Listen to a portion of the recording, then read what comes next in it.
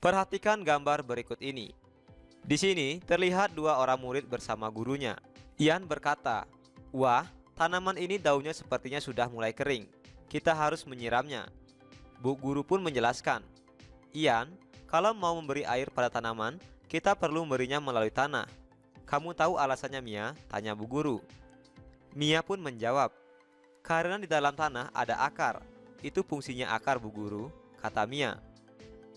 Seperti yang kita ketahui bahwa bagian-bagian tumbuhan yang sering kita amati seperti akar, batang, daun, dan buah, serta masih banyak lagi bagian-bagian tumbuhan yang lain. Setiap bagian tumbuhan memiliki fungsinya masing-masing. Sekarang, yuk kita pelajari bagian-bagian tumbuhan dan fungsinya tersebut. Perhatikan gambar berikut ini.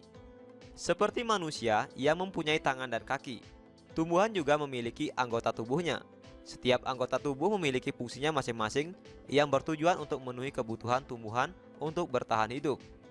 Seperti akar yang berfungsi untuk menyerap air dari tanah. Lalu, apa saja bagian tubuh tumbuhan? Apa fungsinya masing-masing? Ada beberapa bagian tumbuhan. Yang pertama yaitu daun. Daun merupakan tempat tumbuhan membuat makanan. Makanan ini dibutuhkan agar tanaman bisa tumbuh. Kemudian ada bunga. Bunga merupakan tempat perkembangbiakan tumbuhan. Bunga yang sudah berkembang biak akan menjadi biji. Biji inilah yang nanti bisa ditanam kembali. Kemudian ada batang. Batang berfungsi untuk menghantarkan air, nutrisi, dan makanan ke seluruh bagian tumbuhan. Ada buah. Buah merupakan tempat menyimpan cadang makanan dan melindungi biji di dalamnya. Selanjutnya ada akar. Akar berfungsi untuk menyerap air dan nutrisi dari dalam tanah, dan juga berfungsi untuk menopang tumbuhan. Sekarang kita akan membahas lebih dalam mengenai bagian-bagian tumbuhan. Yang pertama, kita akan belajar mengenal akar pada tumbuhan. Perhatikan gambar berikut ini. Akar adalah bagian tumbuhan yang tertanam di dalam tanah. Namun, ada juga beberapa jenis akar yang ada di atas permukaan tanah, seperti akar bakau. Akar adalah bagian yang paling penting bagi tumbuhan. Jika akar dipotong, maka tumbuhan tidak bisa mengambil nutrisi dari dalam tanah dan akan mati. Berdasarkan bentuknya, ada dua jenis akar pada tumbuhan, yaitu akar serabut dan akar tunggang. Apa perbedaan dari akar serabut dan akar tunggang? Kita lihat pembahasannya berikut ini. Pada akar tunggang, terdapat akar cabang dan akar utama. Sedangkan pada akar serabut, hanya terdapat akar cabang. Untuk lebih jelasnya, perhatikan uraian berikut ini.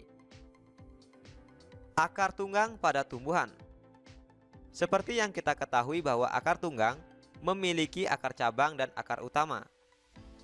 Akar tunggang adalah jenis akar pada tumbuhan yang memiliki akar utama dari pangkal batang. Kemudian dari akar utama ini tumbuh akar-akar cabang yang ukurannya lebih kecil. Adapun contoh tumbuhan yang memiliki akar tunggang misalnya mangga, jeruk, nangka, rambutan, dan kopi. Selanjutnya, tumbuhan yang memiliki akar serabut. Pada tumbuhan yang memiliki akar serabut, hanya memiliki akar cabang saja. Akar serabut adalah jenis akar pada tumbuhan yang dari pangkal batang tumbuh akar-akar cabang yang ukurannya lebih kecil. Contoh tumbuhan yang memiliki akar serabut misalnya jagung, tebu, padi, kelapa, salak. Nah, inilah perbedaan dari akar tunggang dan akar serabut serta contoh dari masing-masing tanamannya. Akar juga bisa menjadi tempat menyimpan cadang makanan bagi tumbuhan seperti wortel. Tanaman wortel memiliki jenis akar tunggang. Tanaman ini menyimpan cadang makanannya di dalam akar. Jadi, jika kalian memakan wortel, sebenarnya kalian memakan akar tanaman. Nah, lalu bagaimana jika cadang makanan disimpan di dalam akar serabut? Jadinya akan seperti tanaman singkong. Setiap akar cabang pada akar serabut akan tumbuh besar menjadi singkong. Nah, bisakah kalian melihat perbedaan dengan wortel? Tentu kalian bisa melihat perbedaannya. Akar berdasarkan fungsinya. Sekarang kita akan melihat jenis-jenis akar berdasarkan fungsinya. Yang pertama ada akar gantung atau akar udara. Akar ini berfungsi untuk mengambil uap air dari udara. Contohnya akar pohon beringin. Yang kedua ada akar napas. berfungsi untuk bernapas dan mengeluarkan zat tertentu seperti garam. Contohnya seperti akar pohon bakau jenis api-api. Yang ketiga, akar papan atau banir. Fungsinya yaitu untuk membantu tumbuhan menjadi tegak. Contohnya seperti akar pohon kenari dan pohon randu. Yang keempat, akar tunjang. Berfungsi sebagai penahan tumbuhan agar tidak roboh. Contohnya seperti akar pohon bakau dan pandan. Selanjutnya kita akan membahas mengenai fungsi akar pada tumbuhan. Ada beberapa fungsi akar pada tumbuhan.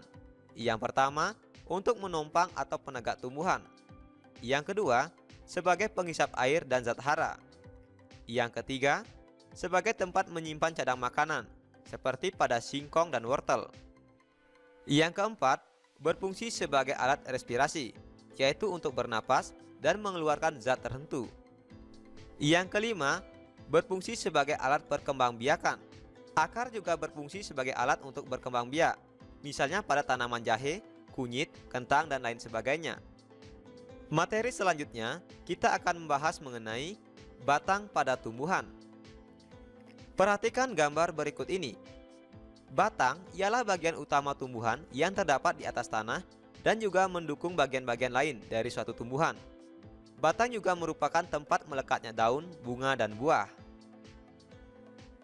Jenis-jenis batang pada tumbuhan. Yang pertama, batang berkayu, yaitu jenis batang berstruktur keras dan mengandung kambium, seperti pada tanaman jeruk. Yang kedua, batang basah, yaitu berstruktur lunak, mengandung banyak air, mudah roboh dan patah, misalnya pada tanaman bayam dan kangkung. Yang ketiga, batang berongga atau berbuku. Ada berstruktur keras dan ada juga yang berstruktur lunak. Pada umumnya terdapat ruas-ruas, misalnya seperti pada batang bambu dan pada batang padi. Fungsi batang pada tumbuhan. Ada beberapa fungsi batang pada tumbuhan. Yang pertama, sebagai pengangkut air dan zat hara serta menyalurkan zat makanan hasil fotosintesis ke seluruh tubuh tumbuhan. Yang kedua, tempat melekatnya bagian tumbuhan seperti daun, bunga, dan buah. Yang ketiga, sebagai tempat menyimpan cadang makanan, misalnya pada tebu dan pohon sagu. Yang keempat, sebagai alat respirasi, yaitu untuk bernapas dan mengeluarkan zat tertentu. Yang kelima, sebagai alat perkembangbiakan. Batang dapat digunakan sebagai alat perkembangbiakan, yaitu melalui stek dan cangkok misalnya, pada beberapa jenis tanaman. Selanjutnya kita akan membahas mengenai daun pada tumbuhan. Daun ialah salah satu organ tumbuhan yang tumbuh di ranting. Daun biasanya berwarna hijau karena mengandung klorofil, yaitu zat hijau daun, yang berfungsi sebagai penangkap energi cahaya matahari untuk proses fotosintesis. Secara umum, daun terdiri dari bagian-bagian, tangkai daun, tulang daun, lembaran daun, dan pucuk daun. Jenis-jenis daun pada tumbuhan. Yang pertama, berdasarkan tulang daun. Berdasarkan tulang daunnya, ada jenis tulang daun menyirip, seperti pada jenis daun jambu dan daun mangga. Yang kedua, ada jenis tulang daun menjari, misalnya pada tanaman pepaya dan tanaman singkong. Yang ketiga, ada jenis tulang daun melengkung, seperti pada tanaman sirih dan talas. Yang keempat, ada jenis tulang daun berduri, misalnya pada tanaman kaktus dan pohon cemara. Yang kelima, ada jenis tulang daun sejajar, seperti pada tumbuhan kelapa dan juga jagung. Selanjutnya, jenis daun berdasarkan jumlah helai daunnya. Yang pertama, ada jenis daun dengan daun tunggal, yaitu satu tangkai terdiri dari atas satu helai daun, misalnya pada tumbuhan teratai dan daun keladi. Kemudian, ada jenis daun majemuk, di mana pada setiap tangkai terdiri atas beberapa helaian daun, misalnya seperti daun kelapa. Fungsi daun pada tumbuhan. Ada beberapa fungsi daun pada tumbuhan. Yang pertama, yaitu sebagai tempat tumbuhan memasak makanan atau proses fotosintesis. Yang kedua, fungsi gutasi, yaitu proses pelepasan air dalam bentuk cairan dari jaringan daun. Yang ketiga, sebagai tempat menyimpan cadang makanan, misalnya pada tanaman kangkung dan seledri. Yang keempat, fungsi respirasi, yaitu untuk bernapas dan mengeluarkan zat tertentu. Yang kelima, fungsi perkembangbiakan, yaitu sebagai alat untuk berkembang biak. Nah, misalnya pada stek daun untuk tumbuhan cocor bebek. Selanjutnya kita akan membahas mengenai bunga dan buah pada tumbuhan. Bunga merupakan organ penting pada tanaman yang berfungsi sebagai tempat terjadinya perkembangbiakan generatif melalui proses penyerbukan dan pembuahan. Sedangkan buah adalah bagian dari tanaman yang berasal dari tumbuhan berbunga. Adapun fungsi buah adalah sebagai pelindung biji dan tempat menyimpan cadang makanan. Bagian-bagian bunga dan buah. Yang pertama, kita akan melihat bagian-bagian bunga. Secara umum, ada beberapa bagian-bagian bunga. Yang pertama yaitu tangkai bunga, yang ditunjukkan oleh huruf A. Tangkai bunga berfungsi untuk menahan bunga agar tidak mudah terbawa angin, atau tempat tegaknya bunga. Kemudian yang ditunjukkan oleh huruf B adalah kelopak. Kelopak berfungsi untuk melindungi bunga sebelum mekar. Dan yang ditunjukkan oleh huruf C yaitu mahkota bunga. Mahkota bunga berfungsi untuk menarik perhatian polinator, seperti kupu-kupu dan kumbang. Selanjutnya yang ditunjukkan oleh huruf D adalah benang sari. Benang sari yaitu alat reproduksi pada sel kelamin jantan tumbuhan. Dan huruf E adalah putik. Putik merupakan alat reproduksi pada sel betina tumbuhan. Berikutnya bagian buah. Secara umum, buah terdiri atas 3 bagian. Yang pertama bagian daging buah, kemudian yang kedua bagian biji, dan yang ketiga bagian kulit buah. Fungsi utama buah adalah untuk membungkus dan melindungi biji di dalamnya. Selain itu, buah juga berfungsi untuk menyimpan kelebihan cadang makanan pada tumbuhan. Penyerbukan dan pembuahan. Penyerbukan yaitu peristiwa jatuhnya serbuk sari ke kepala putik. Dan pembuahan adalah peristiwa bertemunya sel kelamin jantan dengan sel kelamin betina pada tumbuhan. Ada beberapa jenis penyerbukan pada tumbuhan berdasarkan proses penyerbukannya. Yang pertama yaitu penyerbukan sendiri. Penyerbukan sendiri dilakukan oleh benang sari dan putik pada bunga itu sendiri. Kemudian yang kedua, penyerbukan tetangga. Penyerbukan tetangga yaitu penyerbukan yang terjadi apabila benang sari jatuh di kepala putik pada lain bunga, satu tanaman, dan sejenis. Kemudian ada penyerbukan silang. Penyerbukan silang yaitu penyerbukan yang terjadi jika serbuk sari jatuh ke kepala putik pada lain bunga, lain tanaman, tetapi masih dalam satu jenis. Dan yang keempat ada penyerbukan bastar, yaitu penyerbukan yang terjadi di mana ketika serbuk sari jatuh ke kepala putik pada lain bunga, lain tanaman, dan lain jenis.